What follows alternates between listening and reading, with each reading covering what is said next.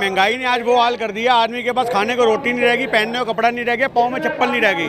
आज देश का इतना बुरा हाल हो चुका है। आपने श्रीलंका का जो हाल देखा है, थोड़े दिन दूर हैं हम लोग भी श्रीलंका से, हमारे यहाँ पे भी ऐसी हाहाकार मचेगी। खाने पीने के वांदे तो अभी पड़ चुके हैं। सरकारें जो 5 किलो गेहूँ 4 किलो चावल पे लोगों को समेट के बैठ चुकी है। थोड़े दिन पर कच्छे भी बांटेगी, थोड़े दिन पर चप्पलें भी बांटेगी, क्योंकि लोगों के पास चप्पलें भी नहीं होनी, कच्छे भी नहीं होने पहनने को। वो हाल देश का बन चुका है। और इस महंगाई के लिए अगर कोई जिम्मेदार है तो वो मोदी सरकार की गलत नीतियाँ हैं। आपने लगातार देखा होगा कि देश के ऊपर कितना कर्जा कर दिया। 54 लाख करोड़ रुपए का देश के ऊपर कर्जा था, जो आज 116 लाख करोड़ रुपए हो चुका है। 7 साल के अंदर 60 लाख करोड़ से ज़्यादा देश के ऊपर कर्जा। तो उस कर्जे का भुगतान कहाँ से होगा? अगर आज आप भी अपने घर के लिए 50,000 रुपये कर्जा लोगे तो उसका ब्याज कहाँ से दोगे? अपने घर से ही दोगे ना। तो आज वो ब्याज देने के लिए सरकार का पैसा नहीं है, जो लगातार हम लोगों की जेब पे डाका मार रही है, और वो डाके के माध्यम से पैसा हम लोगों से वसूल के दूसरे देशों को कर्जा दे रही है। वर्ल्ड बैंक को कर्जा दे रही है, IMF को कर्जा दे रही है ब्याज के रूप में। तो आज हमारे देश की सूरत ये बन चुकी है कि महंगाई का यही आलम रहा तो थोड़े दिन बाद आप लोगों को गुरुद्वारे के बाद लाइनें लंबी लंबी लगी दिखेंगी, और थैलियों में पैक करा करके लोग राशन पानी लेके जाया करेंगे। कोई युद्ध बुझ की वजह से नहीं बन रही है, गलत नीतियों की वजह से बन रही है। ये मोदी जी की ऐशो आराम की जिंदगी की वजह से बन रही है। जिस देश के अंदर लोगों के खाने को नहीं है, वहाँ सेंट्रल विस्टा जैसा 20,000 करोड़ रुपए का प्रोजेक्ट बनता है। आज हमारे देश की जो इतनी बड़ी धरोहर थी इंडिया गेट, उसके ऊपर इनको अमर जवान ज्योतियों की जो जोत जलती थी वो खलने लग गई। ये हमारे देश के जवान विरोधी लोग हैं, ये नफरत फैलाने वाले लोग हैं। आज इनको कोई फर्क नहीं पड़ता महंगाई से। और जो इनके समर्थक हैं, जो इनके अंधभक्त हैं, उनका एक ही कहना है कि सरकार क्या कर सकती है महंगाई के बारे में। आप ये देखो, उन लोगों को ये भी नहीं पता कि अगर आज दूध 4 रुपये किलो महंगा हुआ है, आज नींबू 300 रुपये किलो हो गए, तो वो किसकी वजह से हुए? वो सिर्फ और सिर्फ सरकार की गलत नीतियों की वजह से हुए। वो सरकार की एक जो मंशा है लोगों को लूटने की, उसकी वजह से हुए। तो आम जनता को फर्क पड़ रहा है, सिर्फ इनके समर्थकों को फर्क नहीं पड़ रहा। देखिए, आज हमारे बैंक लूट चुके हैं। आपने अभी देखा, जिस देश के अंदर हमारे जैसे बंदों को एक 10,000 रुपये का लोन बैंक नहीं देता, आज वहाँ पे SBI ने 12,70,000 करोड़ रुपए का 700 करोड़ रुपए का लोन अडानी ग्रुप का माफ कर दिया। ये क्या देश के हालात है लोन माफ करने के? आप ये बात बताओ। एक आप अपने घर के लिए लोन ले लो, आपके मकान बिकवा देंगे, आपकी गाड़ियां बिकवा देंगे, आपके घर में आके खड़े हो जाएंगे। पर आज वो अडानी अंबानी इनके बाप लगे जिनका ये लोन माफ करते फिरते बैंक वाले। CBI हो, ED हो, चुनाव आयोग हो, सब इनके हाथ में है, सब मोदी सरकार के हाथ में है। कोर्ट हो, जज हो, न्यायालय हो, सब अपने अनुसार चला रहे हैं ये लोग। आज दिल्ली का हाल देख लो, 32 रुपये लीटर पेट्रोल पे टैक्स लग रहा है, केजरीवाल की जेब में जा रहा है। ये कहता है कि हम पानी अच्छा देंगे। आप पानी का लेवल देखो, उसमें TDS की मात्रा देखो, उस पानी पीने से लोग डेंगू में मर रहे हैं लोग। आप ये चीज़ देखो, जमीनी हकीकत लोगों तक नहीं जा रही, सिर्फ मीडिया। ये पैगाम है भारत के हर कंटेंट क्रिएटर के नाम। जय भीम बड़ा सीधा हंसी, जय भीम। जय Bhim app available on the Play Store and Apple App Store now।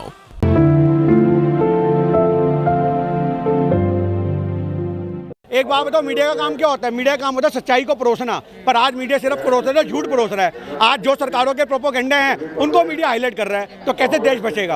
आज देश को आज डबोने में अगर सबसे बड़ा किसी का रोल है तो वो सिर्फ और सिर्फ मीडिया और इनके अंधभक्तों का है। आज इसकी वजह जो आम जनता वो मर रही है। मतलब मीडिया को महंगाई नजर नहीं आती। मीडिया को कहाँ से नजर आएगी? उनको तो चढ़ावा चढ़ जाता है।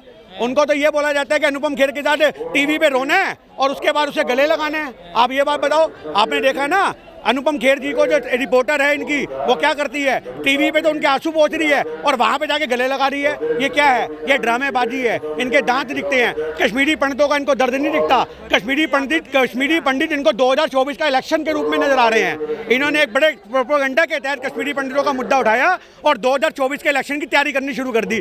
लोग तैयारी करते हैं, हम इलेक्शन की तैयारी करेंगे जमीनी मुद्दे उठा के, ये तैयारी करेंगे गधे मुद्दे उखाड़ के। ये फर्क है कांग्रेस में और बीजेपी और आम आदमी पार्टी में। पिछले 16 दिन में 14 बार रेट बढ़ गया पेट्रोल डीजल। हाँ, तो लोगों को फर्क कहाँ पड़ रहा है?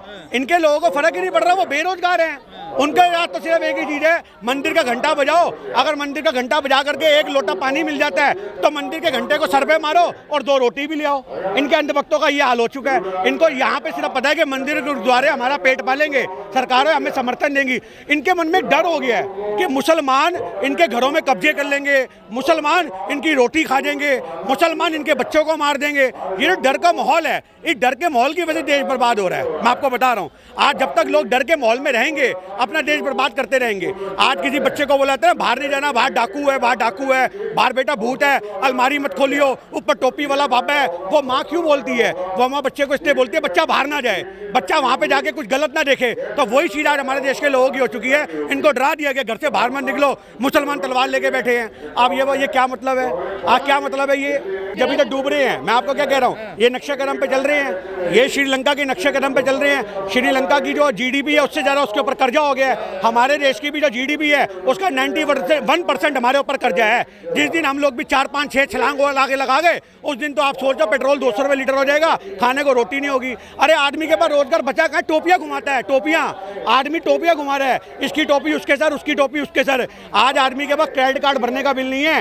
एक आदमी ने 3 क्रेडिट कार्ड भर ले रखे हैं ना, तो पहले से दूसरे की पेमेंट करता है। जब दूसरे की पेमेंट का टाइम आता है ना, पहले से करता है। बस वो सर्कल कब तक चलेगा? एक दिन तो भंवर में फंसेगा। आज यही मॉल एक आम जनता को हो चुका है। स्मृति ईरानी वेट बढ़ा रही है। जो औरत पहले पतली सुकड़ी सी होती थी, आज वो एक कमर्शियल सिलेंडर जितनी भारी हो चुकी है। और उसके बाद भी अगर कोई सिलेंडर का रूप होगा तो वो उससे भी भारी हो जाएगी, उसे फर्क नहीं दिखेगा, क्योंकि उसकी जेब गर्म हो रखी है, उसको एक पद मिल रखा है, उसको सम्मान मिल रखा है। आज अगर फर्क पड़ रहा है तो हम जैसे आम आदमी को फर्क पड़ रहा है, आप जैसे को पड़ रहा है, यहाँ हजारों की तादाद में जो गरीब लोग खड़े हुए हैं उनको फर्क पड़ रहा है। आज सरकारों को फर्क नहीं पड़ता, क्योंकि उनकी तो रोटियां राजनीति चल जानी है। स्मृति ईरानी भैया एक मंत्री बन के बैठी है, उसको क्या फर्क पड़ेगा? मैं आपसे कहता हूँ, वो कर्जे भुगतने के लिए टैक्स लेना पड़ रहा है। अरे आप देश के कर्जों को कम करो ना।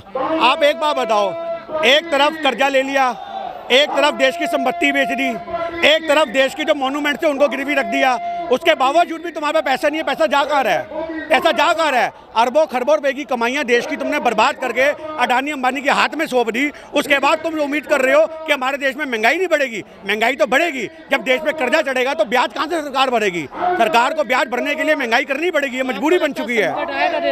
संकट में तो जी रहे हैं हम लोग। पानी यहाँ तक आ चुका है, अभी थोड़ी देर में यहाँ आएगा, फिर यहाँ आएगा, फिर नाक तक आएगा, फिर आँख तक आएगा, फिर जो छोटी हाइट वाले पहले वो डूबेंगे, फिर उससे बड़ी हाइट वाले डूबेंगे, फिर 6 फुट वाले बचेंगे। और वो 6 फुट वाले कौन? अडानी अंबानी। उसके अलावा जो छोटी छोटी हाइट के छोटे छोटे बिजनेसमैन, वो सब बर्बाद होंगे। दिवालिया पिट चुका है, लोगों के पास धंधे नहीं है।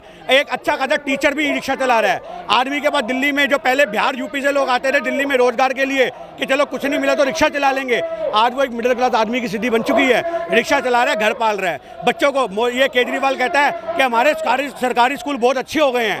केजरीवाल कहता है सरकारी स्कूल अच्छे हो गए हैं, इसलिए उसमें तादाद बढ़ रही है। इसलिए तादाद नहीं बढ़ रही, लोग या प्राइवेट स्कूल में पढ़ाने का पैसा नहीं है, बच्चों की तनख्वाह देने को, बच्चों की फीसें देने का पैसा नहीं है, मजबूरी है उनके लिए। बच्चों को कहाँ पढ़ाएंगे? राशन कार्ड लोगों के बंद हैं। आप ये बात बताओ, पेंशन बंद है बुजुर्गों की, विधवाओं की पेंशन नहीं देते, विकलांगों की पेंशन नहीं देते। ये किसकी पेंशन दे रहे हैं? सिर्फ और सिर्फ 200 यूनिट। वो शीला दीक्षित की सरकार में मात्र 200 यूनिट का 4 रुपये 450 रुपये बिल आता था। एक आदमी ने 400 450 रुपये में जो मात्र पूरे साल में 3 महीने बिजली के बिल की माफ़ी मिलती है, उस 1200 रुपये के अंदर अपने ईमान को गिरवी रख दिया। उन लोगों से भी सवाल है कि आज तुम 1200 रुपये के चक्कर में कितने बुजुर्गों की पेंशन का हक खा रहे हो? कितने बुजुर्गों की? आप ये देखो, दिल्ली जल बोर्ड घाटे में, डीटीसी बस घाटे में। आपने देखा कल डीटीसी बस में आग लग गई। क्यों लग गई? वो आग सर्विस नहीं होगी टाइम पे तो आग ही लगेंगी। ये तो शुक्र मनाओ कोई लोग नहीं बैठे थे, उसके चक्कर में 2 लोगों की दुकानें जल गई। क्या दिल्ली सरकार कंपनसेशन देगी उनको? नहीं देगी। आज सिर्फ और दिल्ली सरकार देगी तो झूठे जुमले देगी, और मोदी सरकार देगी तो धर्म का लॉलीपॉप देगी, जिसको पकड़ के भक्त रोज सुबह शाम चूपते रहेंगे मोदी मोदी मोदी मोदी मोदी।